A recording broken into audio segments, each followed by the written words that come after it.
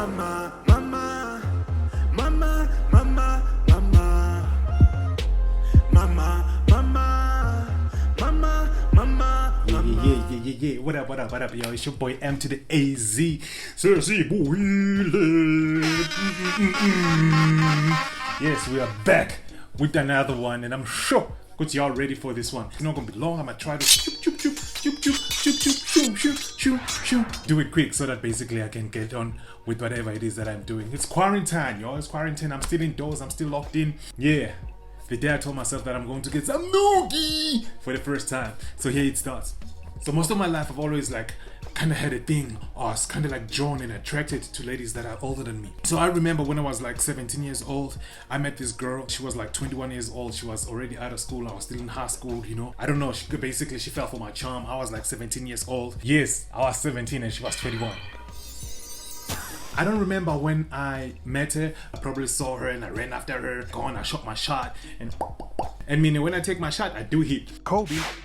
And then she let me in. She gave me a contact, see whatever. So we was vibing. I come from a time where we didn't have cell phones. At my time, we was just using home lines, you know. So she gave me her landline. And she was still staying with the parents. Obviously, I'm 17, I'm staying with my folks. Every time I'd hit it up, I'd have to wait for my parents to go to sleep, and then I'd sneak out to the living room and then go hello. I think we've been kicking it for probably 2 weeks or something like that. So every time we kick it, you know, we're kicking it on the phone. It's not like I see her in person. Mind you, your boy's still a virgin. It's still gonna. The way me and this girl was going on, I think I was prepared to lose my virginity to her because, you know, I'm thinking she's 21, you know, I'm 17, I'll probably learn along the way. So she invited me over to her spot. She told me basically there was a routine that her parents had at the time. It's her parents on a Friday, they usually go gambling, they go to the casino, they usually leave at around 7 o'clock and then come back at night. Night meaning you're 1, 2. No, cool. So that day she invites me. My father was so strict to a point where you can't just leave the house at night. So I have to wait for her to finish whatever he is doing before I could sneak out of the house. You know, it's either I'm going throughout the bucklers in the bedroom. I remember I even cut one buckler in my bedroom so that when I wanted to sneak out, I just sneak out and then I put back the bar. Oh man, I was crazy as a youngster. My father was so strict, I had to do things like that. I grew up in a household where you were belted all the damn time. I wasn't even belted, I promise you. My father, there's a point in time he didn't actually belt me. He used an extension cord to whip my butt. I went to this chick's crib. I think it was around 8:30. After my pops we was done with supper, we done with cleaning up in the kitchen, we're done praying. Then after that, he then goes to his bedroom and he watches TV from his bedroom. And us as children, we stay. So that day I faked my early nights. I went straight to my bedroom and I went into my blankets and then I stuffed my blankets, I stuffed my bed, and then I removed that buckler that I had cut out. I always did that. I'd move it and then I'd slip out and then put it back on and then close the bedroom window and be out. So I moved from the house, went straight to this chick's house, and to get to this chick's house, trust me, it is 50-minute walk. There's no Uber at the time. And I think it was after 7, there's no more kumbis or taxis, whatever you might call them. So it's a situation of walking to that spot, and I'm 17, I don't have friends who ride. I walked that 50 minutes and then I got to nearby where she stays. I went to a call box, I dropped in a coin there, and I'm like kring kring kring, and she did not pick up. Kring kring kring kring kring kring kring kring, no answer. Damn, I have walked almost probably I think I'd walked a good 40 minutes to get to the call box before getting to the spot. As she don't pick up, I'm like, damn, I've just wasted all this time walking from the crib to here. Then I chilled there, I think for 10 minutes. Then I'm like, you know what, let me just give it 10 minutes and then I'm gonna try again. I died. And then someone picked up. Hello? Yes, I had to change my voice because there's a man on the phone. Who are you looking for? Can you please speak to ABCD? Okay, hold on. I guess I fooled him. He didn't pick it up. Went called ABCD. ABCD came through. Hello? Yo, what's happening?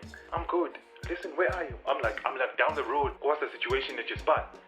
She's like, you can start walking towards me. They're getting ready to go. I'm like, okay, so I must walk to your spot right now. She's like, yeah, just walk to the house and I'll basically meet you at the gate when they leave. I'm like, okay, not a problem. Run.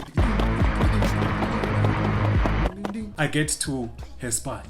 Now the problem is, I don't know if the parents have left or not. That's the thing. And I don't have a phone to call inside. And she is not at the gate. So now the situation is, what do? I waited at the gate. I think I waited like 20 minutes waiting at the gate. And I thought, you know what? Maybe I should go back and give her a call again and tell her, you know, I was at the gate. And then just when I was about to leave, then she comes out. She's like, I've been waiting for you this whole time. The folks left. Today they left late because they had to wait for my uncle and brother. I'm like, okay, cool. Doesn't matter. Then she's like, come through the house. I'm like, oh, hell yeah. I think the time I actually landed at the spot, it was probably just before 10:15 or so. And I'm thinking to myself, yo, at the crib, remember? I stuffed the bed. I need to go back. And she's like, no, come in through the house. And she takes me into the house. We walk through the house straight to her bedroom. I am prepared to kloof. As we get into the bedroom, we chill, we nice, we cozy.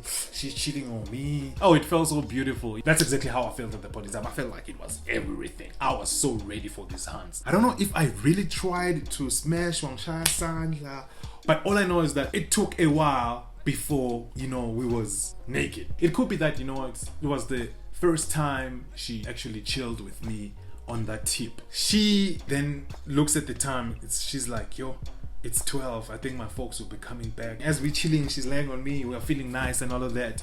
The next thing we hear a car pulling out outside. Blip, blip. My parents are back.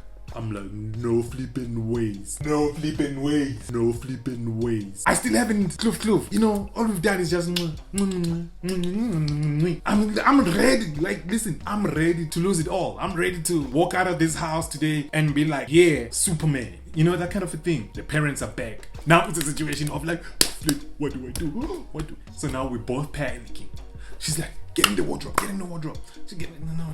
I get in the wardrobe, opens the bedroom door and walks to the kitchen as if she's going to get herself a glass of water. She comes back, she's like, yo, my brother is here and he's sitting in the living room. So there's no ways you can walk out. It's just chilling. She sees that I'm nervous and whatever. She comes up to me, she kisses me. White coat. You know, like it was just that, you know, so that I don't basically panic. But at the back of my head, I'm thinking, yo, when I get home, good on you, cause travel time. I know my pops. As we are there in the bedroom, we hear blip, doosh. I'm like, forget it. I don't care. I don't care right now. I don't need no damn ass kloof. I just need to get home, cause I know what's gonna happen that side when they wake up and find that, hey, I was out at night. Yo. Dress up, I put on my sneaks, I tie my laces. I'm getting ready to hit the road. So basically I need to walk another hour. So I'll probably get home at around after 3. Woo! Yeah, ne? We do things. She goes to the door. We ready. She's like, you got everything? Yeah, I got everything. I'm good. She's like, okay, cool, let's go. She holds my hand. We go to her door. She tries to open the door. Her door don't open. Her door is dark. She can't open the door. I'm like, no, let me do it for you. Nothing. The next thing, the key broke. And I'm stuck inside her bedroom. I'm like, can I try to go through out your bedroom window? Me and my big head wouldn't fit through those things. I'm like, I couldn't go through.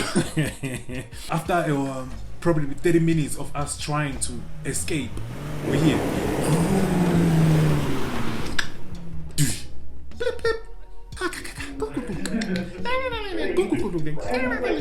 Yep, the folks are back.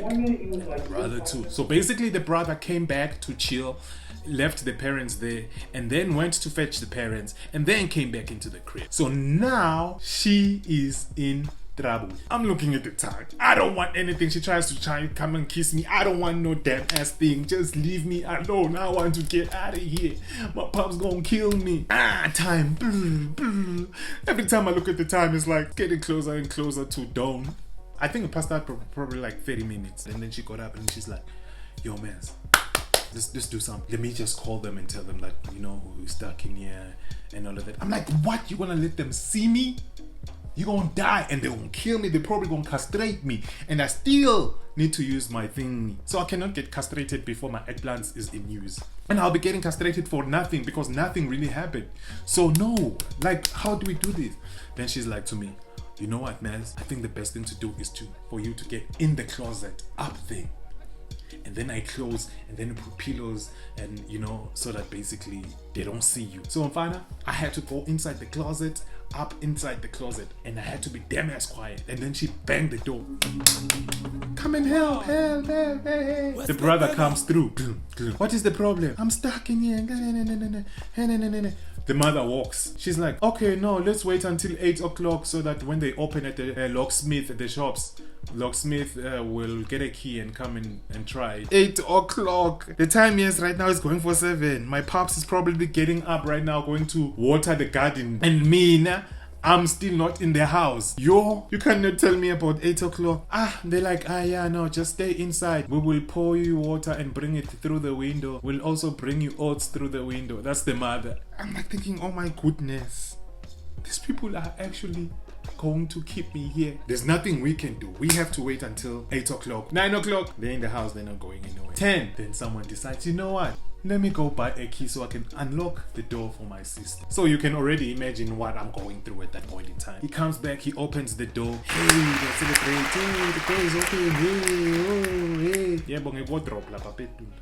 At home, Pops is waiting for me like this.